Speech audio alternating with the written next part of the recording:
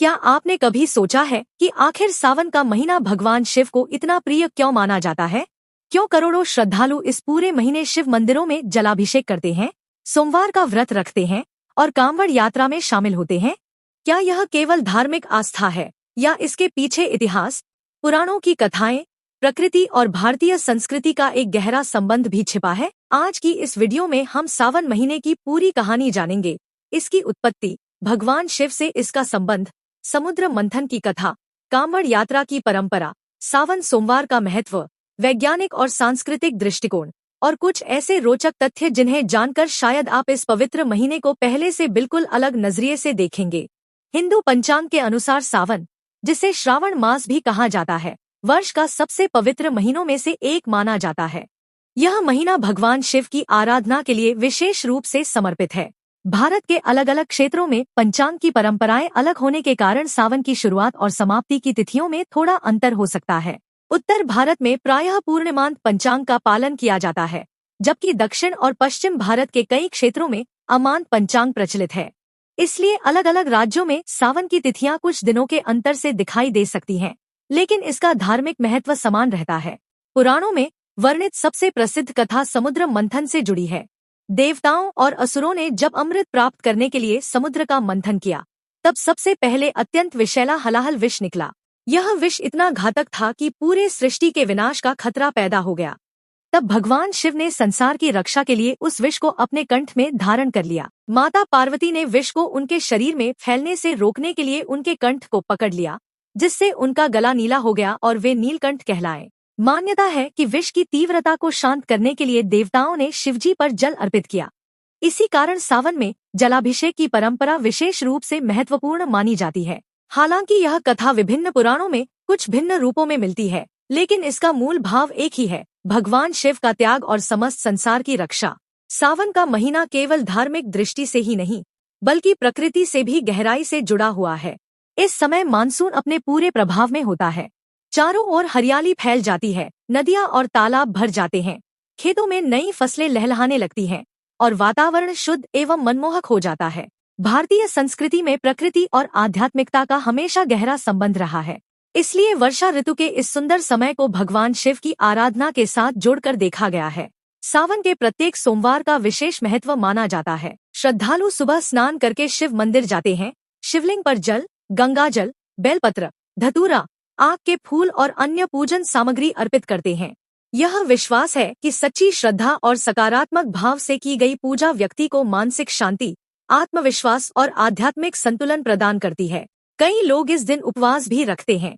अलग अलग परिवारों और क्षेत्रों में व्रत रखने की परंपराएं अलग हो सकती हैं, लेकिन पूजा का मूल उद्देश्य भगवान शिव के प्रति श्रद्धा और आत्मसंयम का अभ्यास माना जाता है। सावन के दौरान कांवड़ यात्रा भी विशेष आकर्षण का केंद्र होती है। लाखों श्रद्धालु पवित्र नदियों, विशेषकर गंगा से जल भरकर सैकड़ों किलोमीटर की यात्रा पैदल तय करते हैं और अपने निकट के शिव मंदिरों में जलाभिषेक करते हैं। यह यात्रा केवल धार्मिक अनुष्ठान नहीं, बल्कि अनुशासन, सेवा, धैर्य और सामूहिक आस्था का भी प्रतीक मानी जाती है।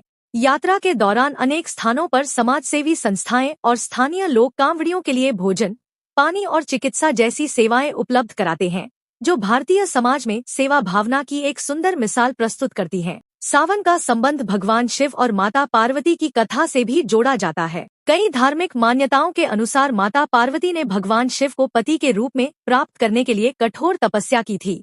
इसलिए आज भी अनेक अविवाहित महिलाएं योग्य जीवन साथी की कामना से और विवाहित महिलाएं परिवार के सुख और मंगल के लिए सावन के सोमवार का व्रत रखती हैं। यह धार्मिक विश्वास है और अलग अलग परंपराओं में इसकी व्याख्या कुछ भिन्न रूपों में मिलती है। यहीं से सावन केवल एक धार्मिक महीना नहीं रह जाता, बल्कि यह आस्था, प्रकृति, अनुशासन और भारतीय संस्कृति का एक सुंदर संगम बन जाता है। लेकिन सावन का महत्व केवल धार्मिक मान्यताओं तक सीमित नहीं है। यदि हम इसे सामाजिक और वैज्ञानिक दृष्टिकोण से देखें, तो यह महीना कई सकारात्मक संदेश भी देता है।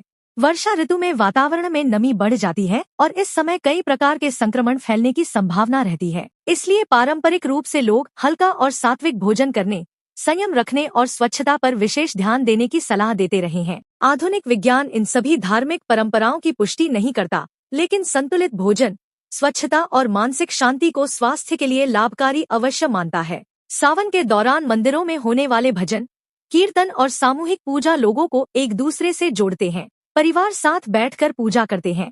गांव और शहरों में धार्मिक आयोजन होते हैं और समाज में सहयोग तथा सेवा की भावना बढ़ती है। यही कारण है कि सावन केवल पूजा का महीना नहीं, बल्कि सामाजिक एकता और सांस्कृतिक विरासत का भी प्रतीक माना जाता है। क्या आप जानते हैं कि भगवान शिव को बेलपत्र अर्पित करने की परंपरा भी बहुत प्राचीन है?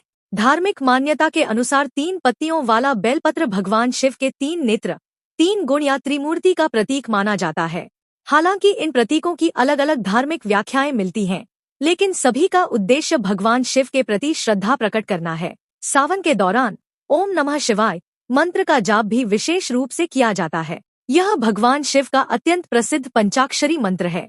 अनेक श्रद्धालु मानते हैं कि इस मंत्र का नियमित जप मन को शांत करता है और व्यक्ति को सकारात्मक ऊर्जा प्रदान करता है। वैज्ञानिक रूप से मंत्रों के आध्यात्मिक प्रभाव को पूरी तरह सिद्ध नहीं किया गया है, लेकिन ध्यान और शांत वातावरण में किया गया जप तनाव कम करने और एकाग्रता बढ़ाने में सहायक हो सकता है।